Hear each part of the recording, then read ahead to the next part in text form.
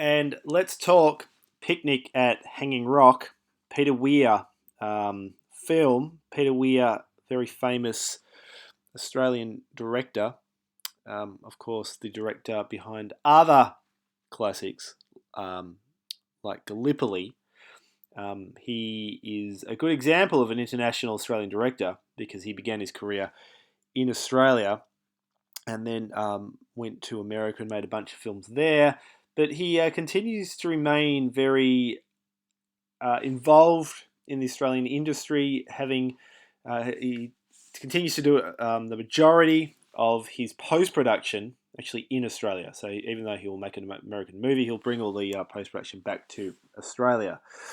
Some of his American movies would be like The Truman Show, Dead Poet Society. He did Witness with Harrison Ford. He did two films with Harrison Ford.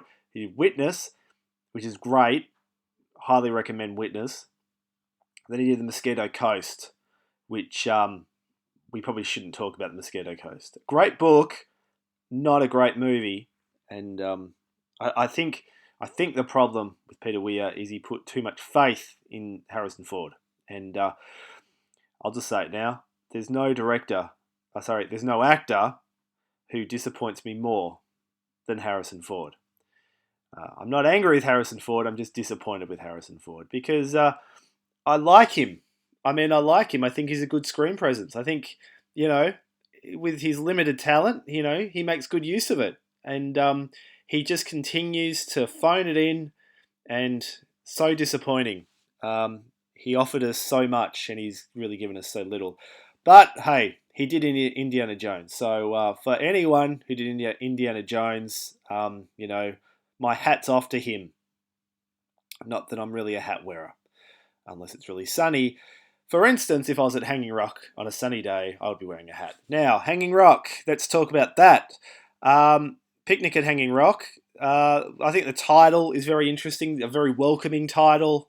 I don't know if any of you have been to Hanging Rock or if you even had a picnic at Hanging Rock, but it's a very friendly, nice, warm feeling kind of place. And that's the whole thing about Hanging Rock and the whole point that I want to talk about with certain Australian films structuring their narrative around particular tourist destinations and particular monuments and certainly places that would attract international tourists to them. Hanging Rock, of course, in the last few years has actually become a venue for rock concerts. The great Leonard Cohen, he did a show or two there. The boss, Bruce Springsteen, he played a show. I'll just give you a recommendation, ladies and gentlemen. If you're going to go to a concert at Hanging Rock, right, be prepared to sit in your car leaving the car park for quite some time because although the concerts there are great, the exit strategy to get out of the car park isn't, and it's quite a disaster, and you end up sitting in the car for a long time. So my advice to you is if you are leaving the concert, make sure you go to the toilet before you get in your car because we don't want any accidents, do we? Okay, Hanging Rock. Now, this is the official poster from, from when the film was initially released. You can see down the bottom the actors who are in it. The male with brown hair is John Jarratt, who, of course, would be the lead in Wolf Creek. And people have made some sort of connection that, his character here is kind of a young Wolf Creek character, which I think is kind of ridiculous. There are a number of theories swirling the internet as to actually what Picnic Hanging Rock is about and what actually happens to the girls who disappear.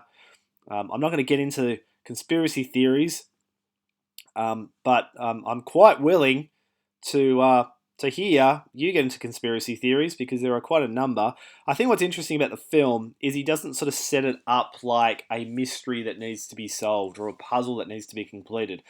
What's interesting about the film is the way that he any chance of us working out actually what's going on, he completely ends that. Right? He doesn't leave anything hanging because he doesn't care actually about what happens to the girls who disappear at about the 35-minute mark of the film. Right? That's not what the film's about. The film is actually about exploring this landscape and exploring this mysterious gothic kind of ambience of the Australian outback and of the Australian landscape. Now, you can see by the the tagline here on St. Valentine's Day in 1900, a party of schoolgirls set out to picnic at Hanging Rock. Some were never to return. Okay, so it also says down the bottom, which is the actual tagline, a recollection of evil. So it's all a bit creepy. Look, if you don't like horror, don't worry. Picnic at Hanging Rock is really not a horror, and I think some people have sat down wanting to be scared shitless, and they put on Picnic at Hanging Rock, and they've been terribly disappointed. It's not a horror, but it's unsettling and it's creepy and it's frustratingly ambiguous. It doesn't actually answer anything. It just raises a number of questions for certain things, which I think is great. And you can see by the rating here of the film. The film was rated G, even though I don't think it would get a G rating today. I just feel that we're a bit more conservative in what we're rating as G and not G. Anyway, that is the poster, and you can see what's on display here. Miranda, the central, the star of the film until certain things happen at the 35-minute mark, and also Hanging Rock, the Rock. I mean, that is what the film is about. This landscape and the way that the film really shows you that landscape. Okay, now, Picnic Hanging Rock is hugely loved. It's loved critically in Australia and also outside of Australia. When a lot of film critics, international film critics, are asked to name their favourite Australian movie, they will often name Picnic at Hanging Rock because it has a certain a creepiness about it. It doesn't feel forced, like it's trying to tell an Australian, in square quotes, movie. It's just telling a movie that happens to be set in Australia. Now, the film made at the box office in 1975.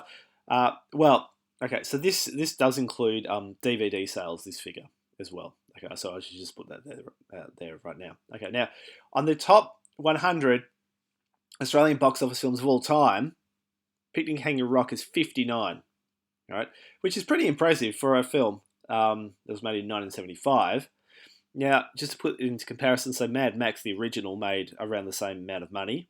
All right, Animal Kingdom, which was out a couple of years ago, that made only $5 million. So, it's doing pretty well, Picnic Hanging Rock. And Wolf Creek made just $6 million, and Wolf Creek at the time was considered a huge box office bonanza. So, it's interesting that Picnic Hanging Rock isn't just a critical success, it's also very much a commercial success. Now, the question would be why is a film like Picnic Hanging Rock doing so well? Now, this graph, it's a little hard to see the graph here, but what you can see is that by this graph from 2012 to 2014, we are making 33% more movies. Right? More movies, so that means more movies competing for theatrical screens, right? The screens have slightly risen, but that's all. Now I've discussed this graph before, but I think it's really important when we're thinking of a film like Picnic at Hanging Rock. The fact is, in 1975, there were less films being made, right? And there was a lot more opportunity for those films to be screened. And also, people were venturing to the cinema in a more kind of traditional way than they are now. what I mean by that is people in the 70s, they might actually have a going to the movie night of the week. And, there's a series of research that has been done around that and how traditions have changed going to the movies. And you could put that down to the rising ticket prices, where people just simply can't afford to, spend, quite a lot of money to go to the movies every week. Anyway, I think that might tell us something about why a film like Picnic Hanging Rock can do a lot better than films today, where the competition is quite large, which is why a lot of the films are going on video on demand services, and also thinking of kind of the reboots and things like that in television form, which I'll talk about very shortly in this lecture. Now, the film was adapted from the popular Australian novel, which was published in 1967. And interestingly, Michael Powell. Now, Michael Powell was a British director who, a hugely important director. If you're a fan of, say, Martin Scorsese was hugely influenced by Michael Powell's films. Did a film called The Red Shoes, fantastic movie. I highly recommend it. I think it's a tremendously beautiful cinematic and moving movie. Anyway, the reason why I'm mentioning Michael Powell did actually come to Australia, and he did a couple of films. They're a Weird Mob and Age of Consent. And both of them are really interesting and quite well-made movies, and they're both worth having a look. Anyway, the reason why I'm mentioning Michael Powell is because he wanted to, the first Australian films he wanted to make was Picnic at Hanging Rock. Now, what's interesting about the Michael Powell story is he believed it was true, right? He believed that the story that Joan Lindsay talks about is true. And he said in an interview, it's amazing that this was never solved. And, that's what he wanted to make a film about. Now, obviously, the book is fiction, and the film also is fiction. But in the book, in Joan Lindsay's book, right, she said this to open the book. I'll just read it to you here. Whether Picnic at Hanging Rock is fact or fiction, my readers must decide for themselves. As the fateful picnic took place in the year 1900, and all the characters who appear in this book are long since dead, it hardly seems important. Well, that's the end of the quote. Well, I would say, Joan, it's a little important because we watch something very differently if it's based on a true story as opposed to something that's pure fiction.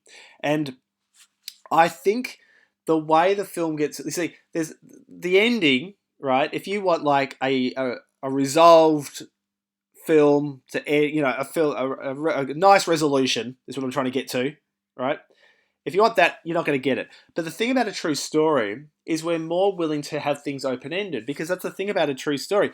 True stories don't nicely end. They don't nicely tie everything up. There are always things left unanswered, right? So with Picnic at Hanging Rock, to think of it as a true story works perfectly, because we're more willing to go along with the lack of plausibility, right, and the lack of resolution in this story because it's a true story, right? So, Joan, I think it is very important. And it's interesting to watch the film as a piece of fiction as opposed to, whether it is a true story, I would say. Now, Peter Weir also, he kept the mystery open-ended, leaving the truth of what happened to the missing women to the viewer's imagination. So it was really up to the viewer. Now, this puts the film, Picnic Hanging Rock, in the category of other true history Australian movies, like, say, an Evil Angels or Animal Kingdom. Wolf Creek, interestingly, is actually roughly based on a true story, or a true kind of killer of people. What's interesting about, say, the true history category is it has to do with the landscape and questioning the landscape. And what this story does is it brings mystery and mystique to the landscape. And it encourages viewers to explore the landscape almost as detectives where they go and they try and find the clues for the film. Now, the question is, if you know that the film is fiction, which it clearly is, does that lessen the experience for you, or does it enhance the experience for you? And that is certainly something that's worth having a think about when you're watching the film. If you're not enjoying the film, say to yourself, why aren't I enjoying this? And if I thought this was all true, how would I differently engage with this material? Okay, now, as you can see, so that's the opening shot of the movie, Picnic at Hanging Rock. Do you like the font? The font is, that kind of old style font. Anyway, it's superimposed over an image of Hanging Rock.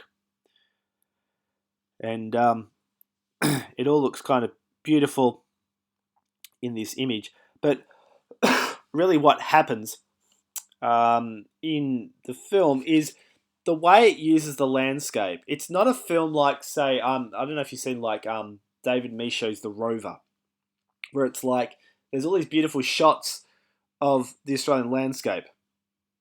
But the film itself, it's not like engaged really in the landscape. It's just like the story takes place in the landscape, but it's not actually about the landscape. Or Baz Luhrmann's Australia, where I would argue that it's not really about excuse me, it's not really about the landscape. It's more just beautifully showing the landscape. Where in Picnic at Hanging Rock, the landscape, it's more than a backdrop. The landscape is the story.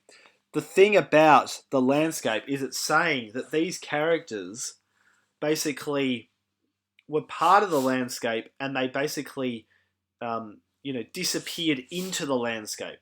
That they were one with the landscape, and the fact that they're all dressed in white, this virtuous white, is really interesting in what the film is actually saying about the landscape and the characters relationship and connection to the landscape. Right? So if you're interested in a film about Australia and landscape, Picnic at Hanging Rock is like the key movie for you, because it's all about that. It's all about the landscape and the landscape telling the story. And there's a number of Australian films where landscape is crucial to the story. Wolf Creek being another, Crocodile Dundee, Mad Dog Morgan, these films where it's really about the character's relationship with particular landscapes and settings and things like that. Okay, now Picnic at Hanging Rock, here, even the shooting locations for the film, you can actually do a Picnic at Hanging Rock tour. So if you're interested in sort of following, where certain films were shot and things like that, you can do the Picnic at Hanging Rock tour. If you've done the Picnic at Hanging Rock tour, let me know. I'll be interested to know, how you went, and if you learnt anything about the film. It's always quite fascinating to visit a location of a film that you've seen, just to see how the locations are the different and the same. Okay, now, music and sounds. Talking about this film as an international Australian movie, it's not the traditional co-production. It's not the traditional, using a number of known foreign audience actors. It's not about, setting like the film both in Australia and outside of Australia. But there's something, and although the film is very Australian in many regards, it's also very international. And the music, right, is really, really crucial to this. So there's the title theme, which is that really creepy flute thing that's going on. If you know what I'm talking about, you will know it when you hear it. That's a combination of two traditional Romanian panpipe pieces, and they're delicate, ethereal, and intensely ominous, I would argue, and I think that's a fair way of thinking about the opening. So it's kind of got this Gothic European thing going on with it. Across the film, you can hear Mozart, Beethoven, and Bach. their music is quite prevalent. So again, going for international, known international composers and pieces of music. Um, the score, there was the original score, which is quite small. It's not sort of used overly, but Bruce Smeaton, he wrote it. It's a piano themed piece that you can hear across the film. It's sort of representative of the girl's ascent, and that score became really important for the 1993 film The Piano with Michael Nyman's score, which was based pretty heavily on the score from Picnic at Hanging Rock. And I think that's kind of interesting because The Piano is an international Australian film. Absolutely, it's an international Australian film, being a film set in New Zealand, and many people arguing that it's not really Australian at all. Now, the apart from all of that, apart from all the music that you hear across the film and sort of this European influenced music, you've got the non-diegetic music, which is centrally important to the ambience, right? But then you've got the diegetic music, the music that you can actually hear, and it combines, Australian sounds with European music. And when you're watching the film, think about the non-diegetic music, right? Music that's sort of superimposed into the film, and diegetic music, music that the characters can hear within the film, and how both kind of combine Australian sounds with European music. How does the film sound to you is the question I'm really trying to get to. Does the film sound Australian? What do you hear when the characters are, say, outside? What do you hear during that whole sequence at Hanging Rock? Very, very important. What do you hear at the 35-minute mark when all goes pear-shaped for Miranda and co, and they disappear behind the rock? And I don't want to ruin it for you, but let's just say things take a turn, which doesn't really help. Doesn't really help them getting back to their studies. Let me just say that right now. Okay. Now, after you've watched the film, what sounds stay with you? And I think that's really important. There's something really haunting and creepy about the movie, and a lot of that comes through the sound.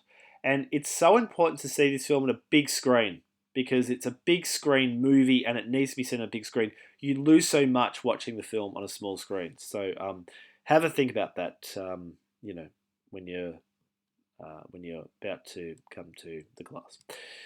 Okay, now, Hanging Rock, Picnic at Hanging Rock is part of many films that have been and to be remade. There was Prisoner, that was remade. There was The Devil's Playground, that was remade. There is a Romper Stomper remake. Numerous Australian films. Wolf Creek being remade. And I suppose the first question is, why remake these films? And, would you be interested in watching a remake of Picnic at Hanging Rock, which would be a television series produced by Foxtel? And the synopsis is a trailblazing reimagining of the iconic and timeless Australian novel by Joan Lindsay. Picnic at Hanging Rock plunges viewers into the mysterious disappearance of three schoolgirls and their governess on Valentine's Day 1900 and the far-reaching aftermath. So, does that pull you in? I must say, the synopsis is pretty much the synopsis of the film that we're about to watch. So, I'm not really sure, how different this is going to be, apart from it being a television show. I must say, out of all the shows that have been remade, I am sort of scratching my head with Picnic at Hanging Rock because, it's pretty simple. Like, they're at school, they're at the boarding school, they go on their excursion to Hanging Rock. They go behind a rock, some of them, and never to be seen again. And then they go back, and no one can work out what the fuck is going on. And that's kind of it. That's your movie right there. Roll the credits. With a television show, surely they're going to have to kind of flesh things out. But I'm just interested to know how they're going to play that. And, will they be able to keep our attention? I'm saying this without having seen the television series, so I could be proven wrong. And hey, one of my favourite shows is Mad Men, and that's really a show where really nothing happens. So I could be wrong about that. Okay, now, why make all these Australian films into TV shows? Not TV movies, but TV shows. I was interested in this graph. Again, it's a little. It's not as it has come up as well as I'd hoped. So I apologise about that. But interestingly, Wentworth. So Wentworth was the television reimagining of Prisoner. Oh, well, even though Prisoner was a TV, wasn't it?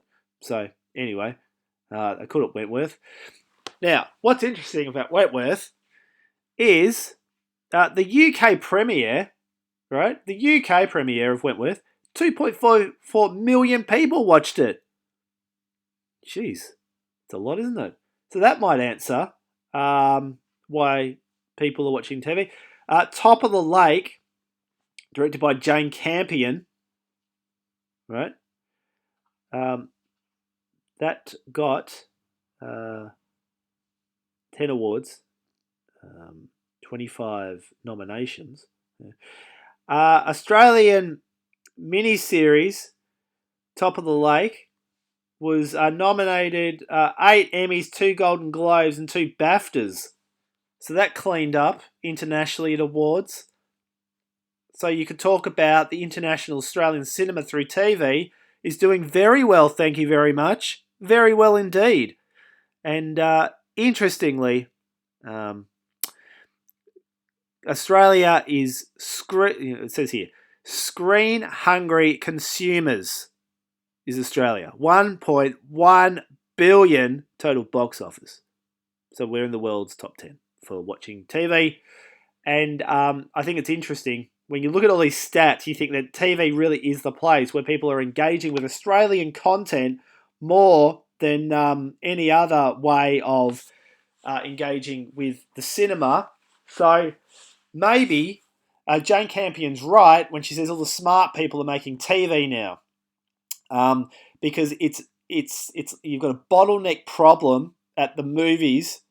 You've got multiplexes who aren't really that into Australian movies, and they're not really going to support them for the fact that they're Australian. You could say that they have an obligation. They would say, no, we don't. So very hard for Australian films to be seen at the movies. What's interesting is video on demand and television platforms. Still not many people are actually watching movies, Australian movies, on those platforms, but they are watching a lot of Australian television. So it could be a good idea to actually do the series on on TV. So if 2.4 million people in the UK are watching Wentworth in their premiere, I would be pretty confident that Picnic Hanging Rock will get another, will do pretty well, you would think. Now, these images really haven't come up well today. I apologise for that. I just want to show you this because, this is all the platforms where you can sort of get TV out there. You've got Foxtel. Stan is doing a lot, like Romper Stomper and Wolf Creek. Presto, Netflix, of course, iTunes, Google Play. Dendy. Dendy are quite interesting in sort of what they're doing. So there's a whole range of platforms where you can actually get your stuff funded and stuff seen through video on demand services.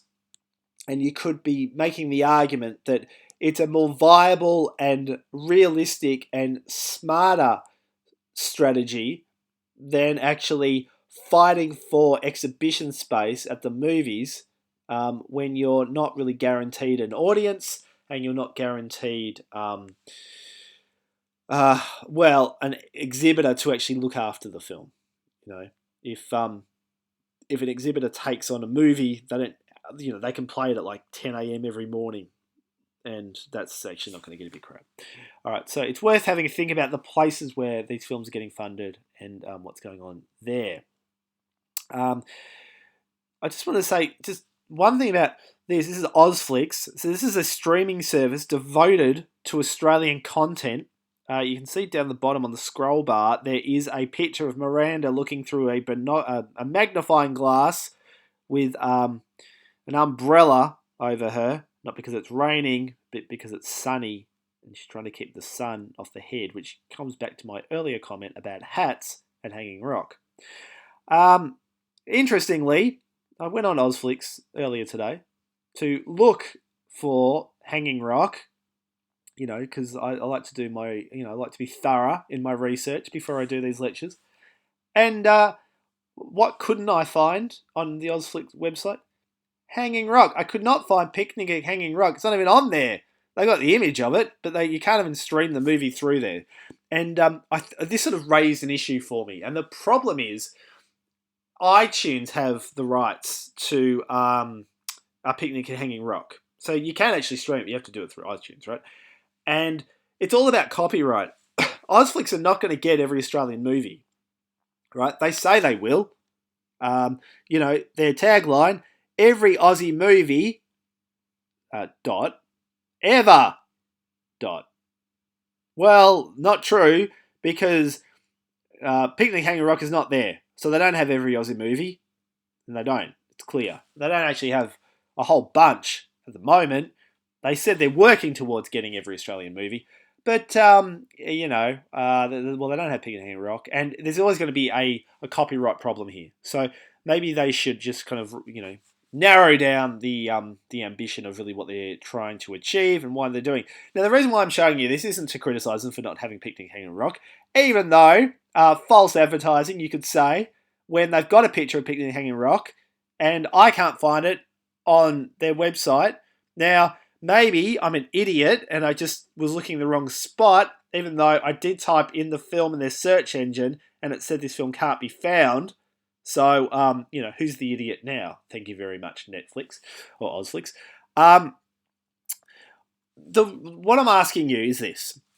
Ozflix, is it something you'd be interested in? Would you pay your $9.95 a month or whatever they're asking just to watch Australian films? Is that how you're watching Australian films, or is it a real problem?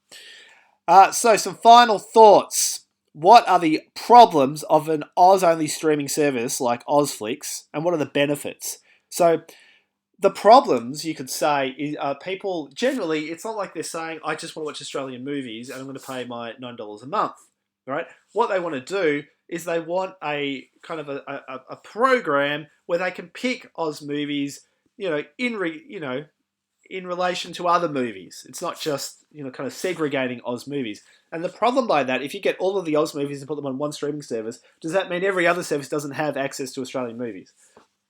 It probably does. So I think that's a problem. What are the benefits? Well, if Ozflix get every Australian film ever, I'm like, bring that on, because there are so many Australian films I just don't have access to, right?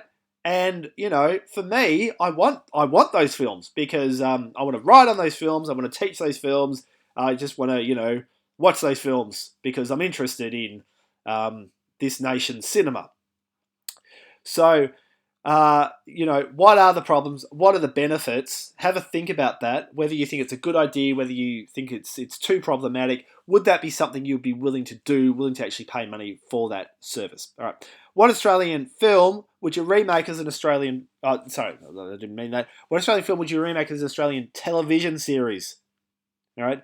Even though I'll ask that question, what Australian film would you remake as an Australian film? If you're going to remake an Australian film, what would it be? Also, what TV show? Well, what movie will you make as a TV show? Wake in Fright That's another. That's coming to your small screen soon. Channel 10 are doing that. So you have a think about that. Which ones you would do? Picnic Hanging Rock. That will be interesting to see how that goes down.